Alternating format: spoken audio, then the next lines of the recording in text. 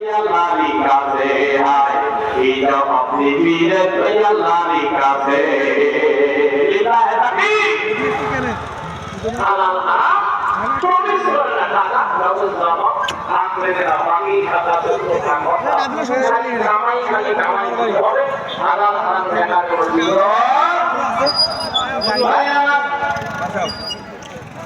ইসলামী ধর্মে মুহাম্মদ নবী সাল্লাল্লাহু আলাইহি ওয়াসাল্লাম বলেন ইদা হাদাসা ওয়া কাযাবা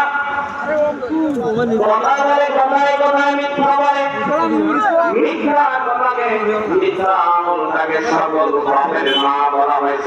শুনো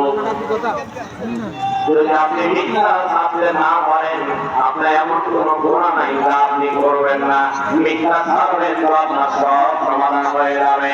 আল্লাহ তাআলা বলেন একজন যুবক সাহাবী রাসূল সাল্লাল্লাহু আলাইহি ওয়াসাল্লামের দরবারে চলে আসলেন ইয়া রাসূলুল্লাহ ইয়া হাবিবাল্লাহ আমি আপনার কাছে এসেছি আমি কালেমা পড়ে মুসলমান হতে চাই রাসূল তাকে মারহাবা জানালেন ধন্যবাদ জানালেন বললেন কালেমা পড়াবেন কিন্তু